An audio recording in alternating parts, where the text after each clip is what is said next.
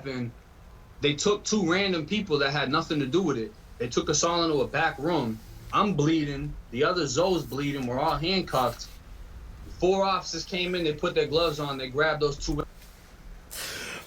This is, I swear to you, this was the first video I ever saw that I came across in him, right? And I was looking at his face and I said, he's lying. Through this whole interview that I had watched, I said, I'm like, he's lying. He's like and it wasn't even the auto tune on his voice, right? It was just him, his face. Like he's like his face don't even look like it's been punched. It's nothing rough about. Like, look at bro interviewing him and look at his face. Now, I don't want to hear nothing about the age difference or none of this, right? His facial features, they're stronger. The eyes, his eyes are dark. You see what I'm saying? You see how much stronger his eyes are than his? Even down to the brow structure. Like, it's and to this day, till this day, look at 1090 Griffin's motherfucking facial structure. It's If I don't make it, they gon' laugh at me. That's why fellas not an option. I be damned, I missed this shot to get it poppin'. If I don't make it, they gon' laugh at me. First they point and get to whispering, then your downfall is what they vision. If I don't make it, they gon' laugh at me. The bitches used to get that ass up. Now you can't remember when you last. If I don't make it, they gon' laugh at me.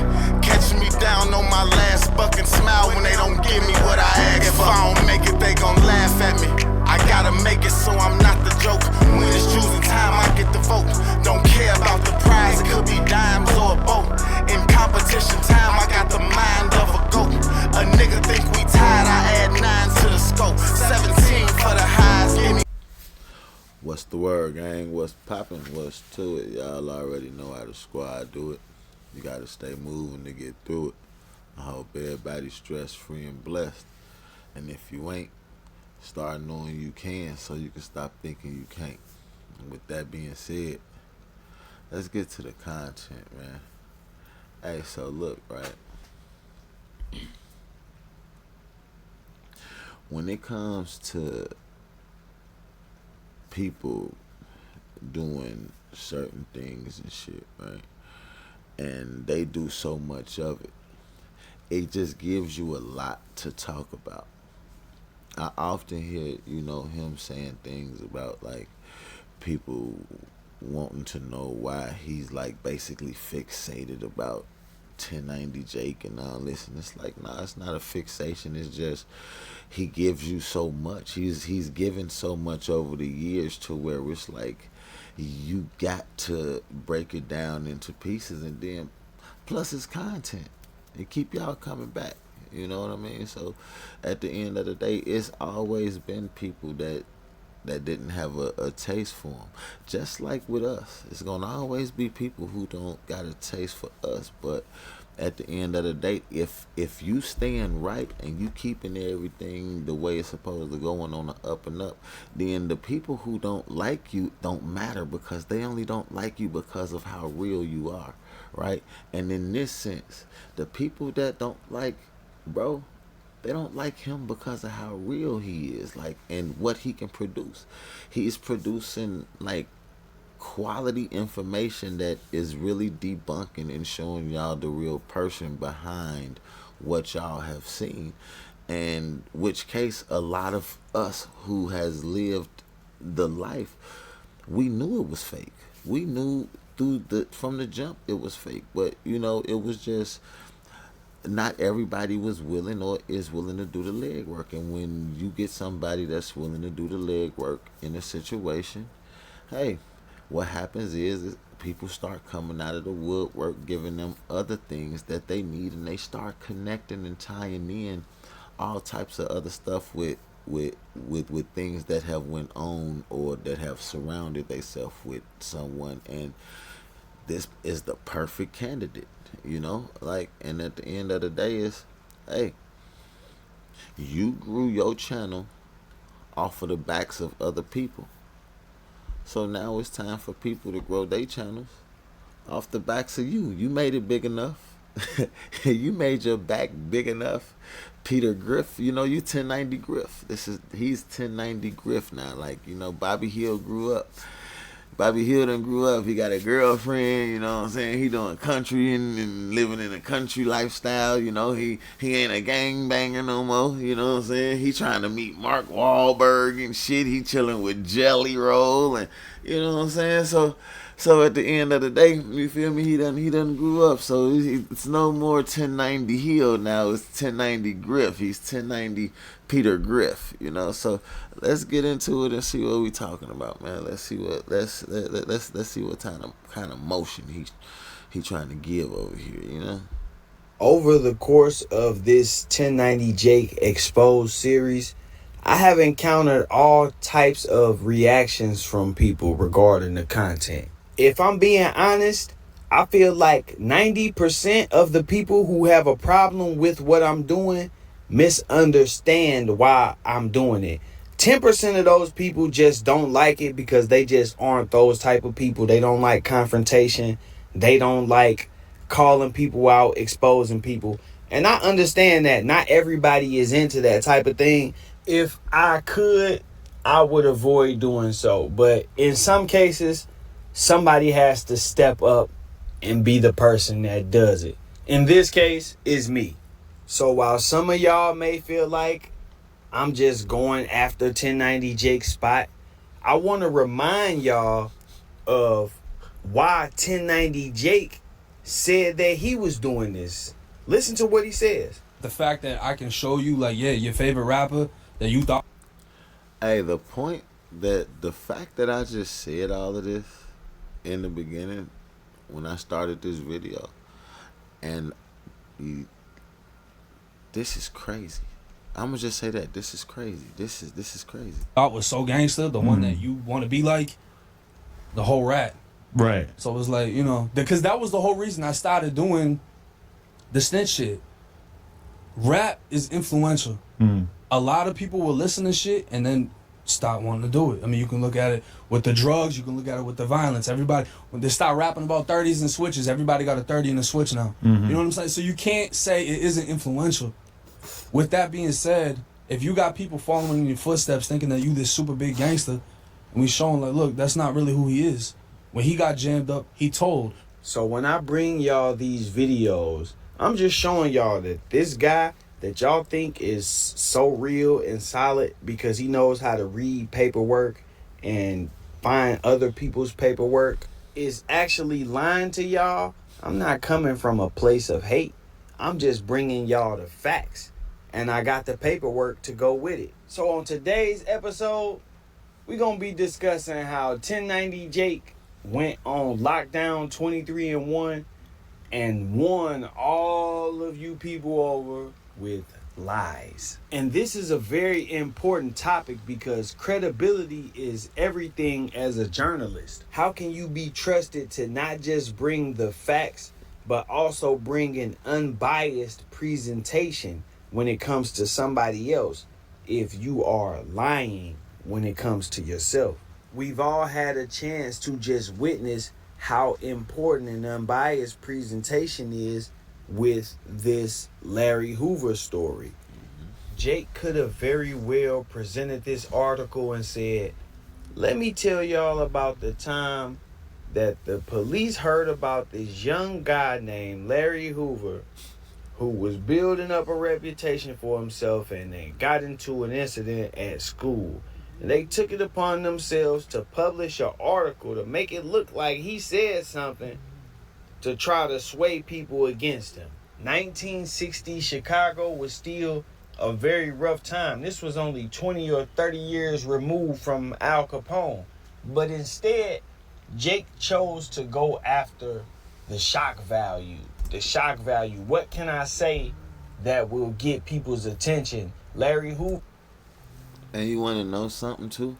The fact of the matter that it's to me, it's not even just that. It's the fact that he's the police. See, when you got a person, Jake he's had this fixation on paperwork. So he knows what paperwork is. Yet he came with no paperwork, right? no paperwork at all. And what he did produce to be factful are the words of another cop. Since when we believe the police? Since when we believe any fucking thing that the police say? It's crazy to me. So when I saw this, and then now, this is your idea of paperwork, newspaper article. Like, you went further than this for every single other person you ever did, and you tell me all you found was this? You tell them the paperwork piranha? All you found was this, and you ran with it? That's why all of his followers or his subscribers, he's the police to them. This is why they believe his stories. And because he reads the paperwork so well, and he knows how to get the paperwork so well, and he has so much of it, in-depth paperwork, they look at him as being the police. He's a credible source. He is the cops. In which case, this is why he believes what the police is saying in this article. Hoover's name was dominating the headlines because of his commutation. And so, boom. Now, even though Jake claims that he's not the one who found this, he just fact-checked it, a simple search of the internet would show that Mr. Highsmith addressed this issue a couple years ago, and he actually spoke highly of Mr. Hoover, so a blind man could have seen that he was going to come out and say, no, that man did not tell on me. And what I'm about to show y'all next is something that will demonstrate that 1090 Jake is exactly the type of person to get on here and lie to y'all about a topic for the sake of capturing the audience and getting views. And this is not something that he has developed. This is how he came into the game from the jump. Now, when you got moved to this new facility, what do you think was the most lethal or craziest thing that you've seen in that facility? When I got fired up, I got a patch missing in the back of my head. I don't know if you see the scar, but when I got hit, one of my people popped off on someone and hit him with a brick. I got crashed. So a kid ran up on me in front of the bubble and hit me with a brick. So the COs could see it because he wanted to go to confinement. It's like a gangster check-in, you know what I mean? Like, you're going PC, but you did something gangster to do it. And when that happened, they took two random people that had nothing to do with it. They took us all into a back room. I'm bleeding. The other Zoe's bleeding. We're all handcuffed. 4 officers came in. They put their gloves on. They grabbed those two. This is, I swear to you, this was the first video I ever saw that I came across in him, right? And I was looking at his face and I said, he's lying. Through this whole interview that I had watched, I said, I'm like, he's lying.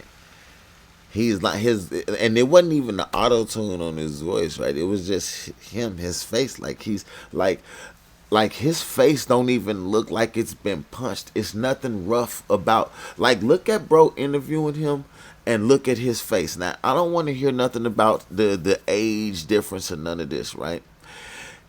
His facial features, they're stronger. The eyes, his eyes are dark. You see what I'm saying? You see how much stronger his eyes are than he is?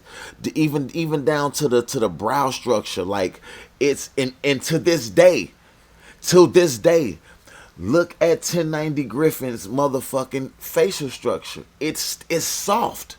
It is soft. He has, there's nothing in it. It's pokeable, mushy. Like, you know what I'm saying? Inmates, and they beat him into the ground. And I mean, one of the kids that had nothing to do with it was my brother, and he was screaming and crying and screaming for his mother, just screaming while they're just pounding his face, and they broke his jaw, they broke his cheek, like everything was just swollen, like he got hit with a bat. That was one of the hardest things I had to see. As soon as he saw that, he said, guards, guards, guards, guards.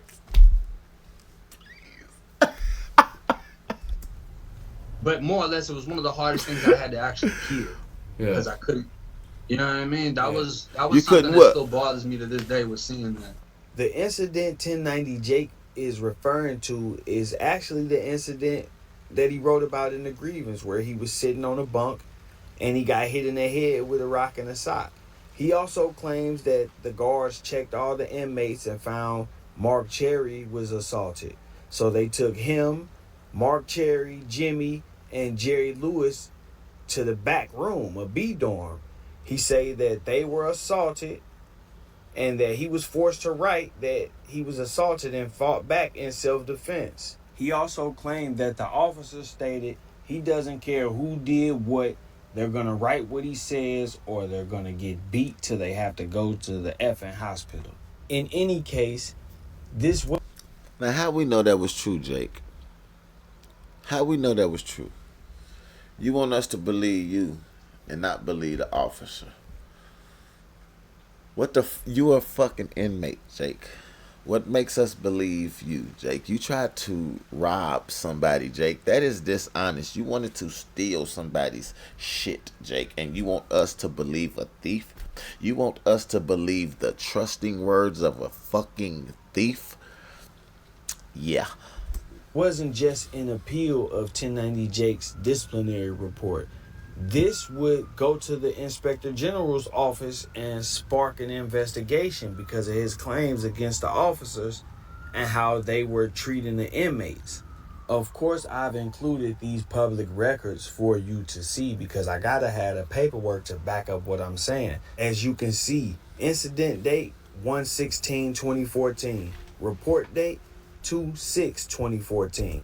You know how much police power and pull you gotta have? His whole family is the law. His whole family, the police. He's been the cops. This is why I'm telling y'all. Incident type, physical abuse. Status of incident, referred to MG. Description of incident. Inmate Jacob Cherry, DC number C07652, grieving his DR, includes a statement that inmate Cherry witnessed Sergeant Martin beat inmate blank, which is probably Lewis, and Sergeant Martin, Captain Sapp, Officer Coy, and a few other officers beat inmate blank and inmate blank. Also, Captain Sapp said, I don't care who did what, all of you are getting charges. If you write anything but what I say, we'll beat your effing till you need to go to the hospital. But the key to this is, if you look right here, the other inmates denied the assault. On the very bottom line, it says, inmate victims denied being abused. This is important because it's not the officers just denying that the incident occurred, even though that happened too.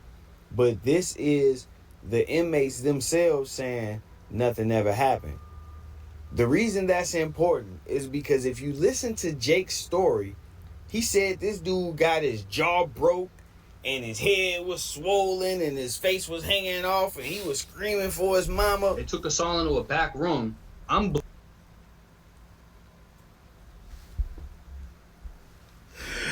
His face was falling off.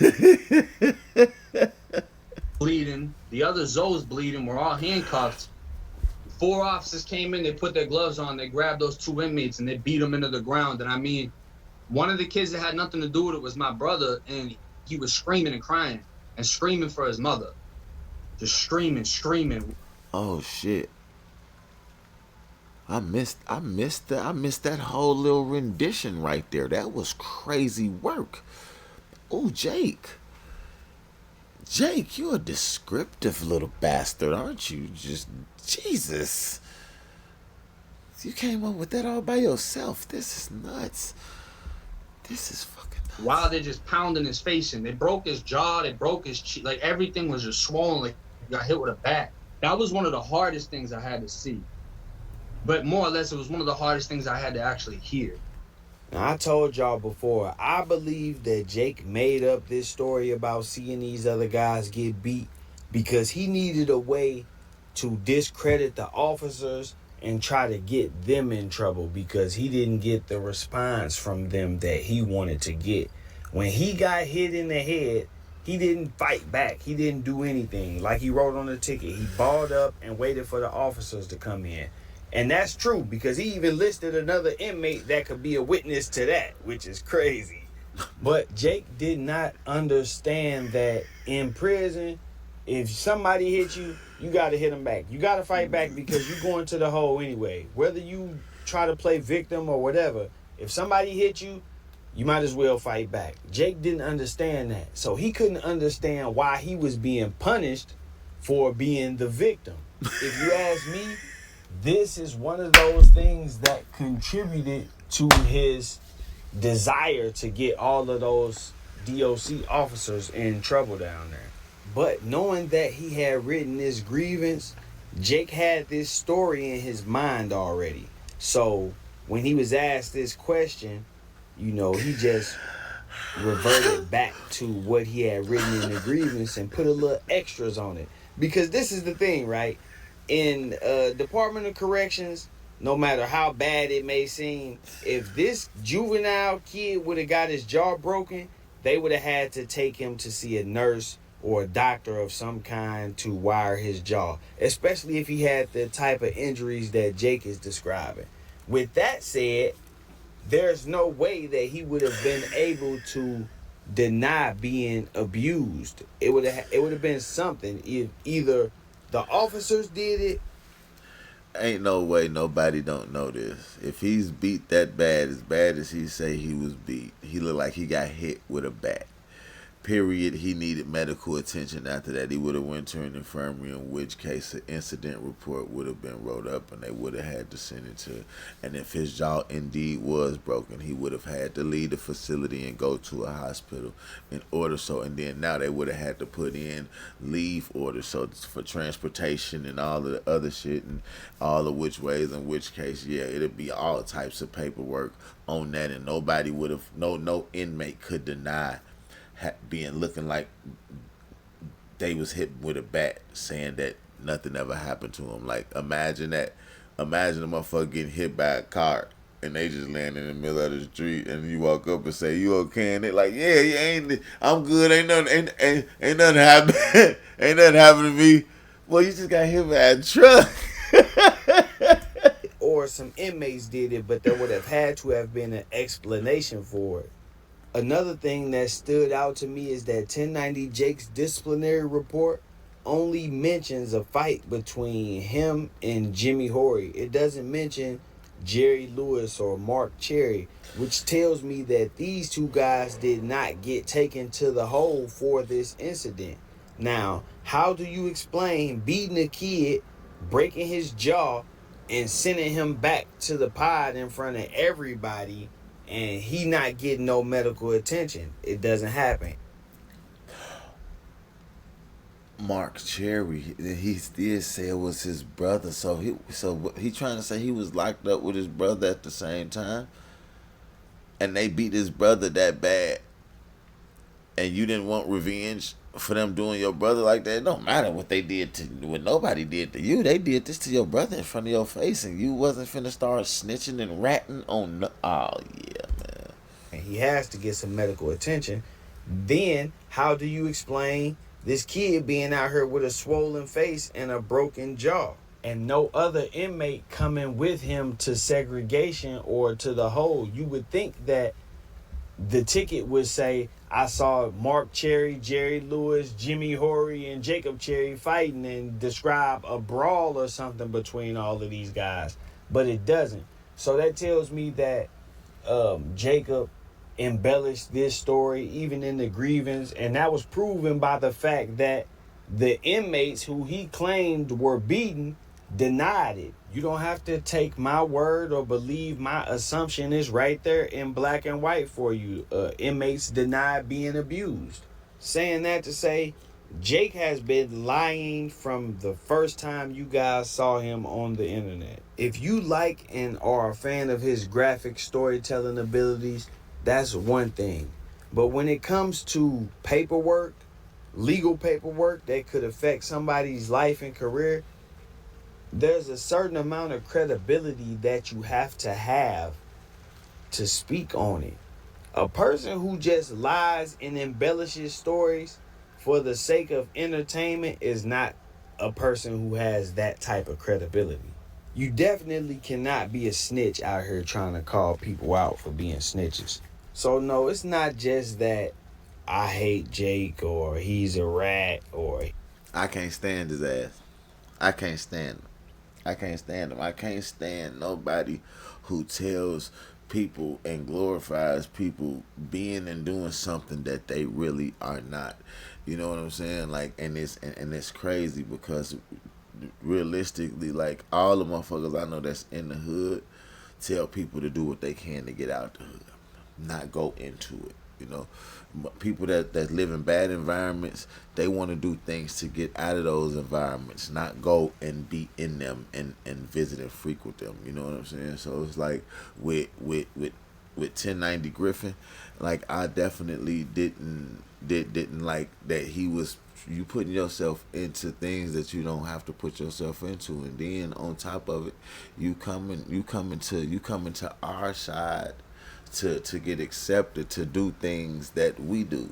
So that means you want to do everything that we do, and some of the things that we do, if you did, just period, is going to be looked at as being, you know, racist and all types of other things. So if a regular old schmo, you know, if John from next door did it to his black neighbor, if John and his buddies, you know what I'm saying, went and joined, you know what I'm saying, black gangs, and they wanted to go start having black enemies, you know what I'm saying, like,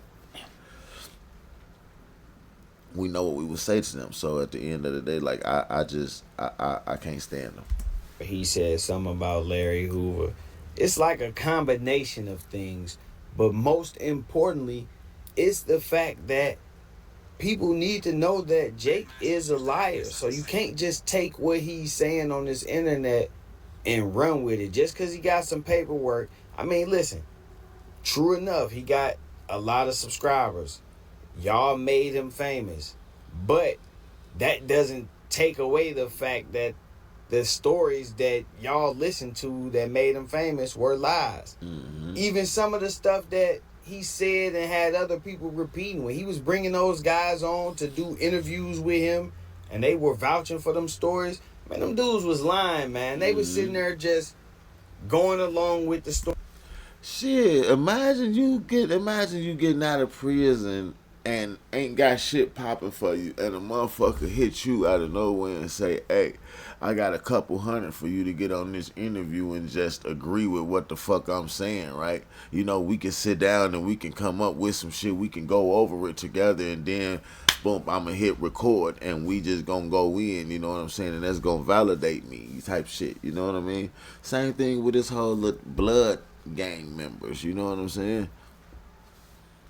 Story, because they was trying to get they shot at the same kind of fame off of the internet that he was getting. So while in some cases he may have the paperwork and it may be what he's saying it is based off what you reading, he can't be trusted to give you an unbiased presentation, because it's been proven that he will do or say whatever to get the views and capture people's attention. His integrity goes out of the window when it comes to that. Let me tell y'all something, which I really feel like this is just a common sense thing, but let me point this out to y'all. There's a huge difference in dynamic between somebody who will slit somebody's throat and commit an act of violence just because they homies called to play, like he was saying that he'll do, and somebody who will let somebody physically assault them and not even attempt to fight back, just ball up and lay down and wait on some officers to come and help them. Just think about that. You are in a closed room in a cell, and some guys across the walk tell you that they need somebody hit, and you actually slit this dude's throat with no hesitation. You get it.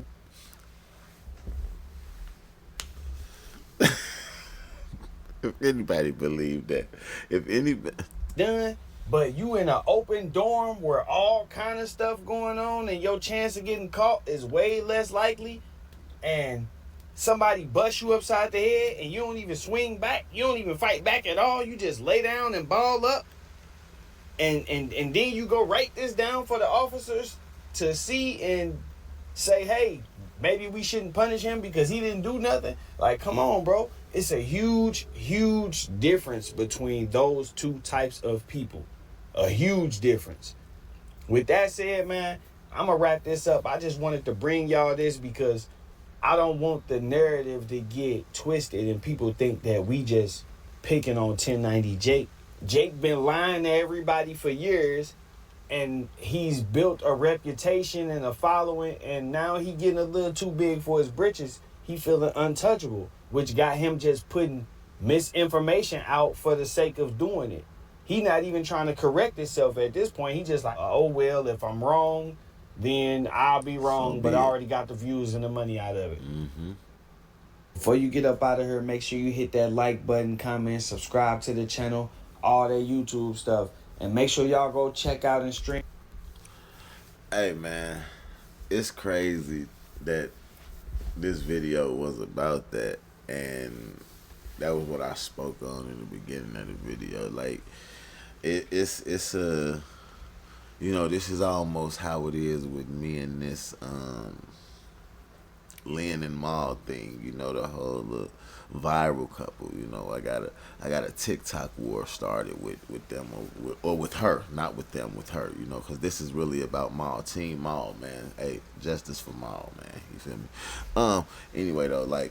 So it's like it's not picking on nobody, man. It's when the truth is there and you see how a person has done other people, and you looking at the way that this person done other people, and you know that you can prove that they've done it. Yeah, you put it out there, you know, and whoever don't like it, they don't gotta like it. For whatever reason they don't like it, they don't like it. And that's anything in life, man. A person not liking you, not liking what you say, not liking what you do, not liking how you come, not liking how you move, that's not your business. It's not your business that what these people don't like. Your business is to keep on moving and striving for the people that do like what you do like what you say, do like how you come. You know what I'm saying? Because them is the ones that matter. As long as you know how to heckle a heckler, you gonna always be all right. So man, drop it in the comments what y'all think, man. Like, is it too much? Is it too much on the old 1090 Griffin, or do y'all think that a motherfucker giving him exactly what he got coming to him, man? Like, and that's just that. It's like, shit, when you being bogus and you doing this types of shit to people, man, it come back on you. And maybe this is just this time for him to come back on him. Who knows? Who knows? But as of right now, man, listen, let me know what's up, man. Also, man, like the video for me, man. Put me in the algorithm. Let me know y'all algorithm in so I can get in the algorithm, man. Hit the bell so you can get notified when I drop something. And hushboynt25.com, man. Go check it out, man. Go any music platform that you stream your music on. Go follow me. Go add me to your playlist. You know, download, do whatever. I got new heat coming. My new album shall be dropping. I haven't picked the date. It's either going to be Father's Day or the 4th of July. I'm going to flip a coin one of these days, and whichever one it land on, that's where we going with it. So, man, let's go. Fuck with me.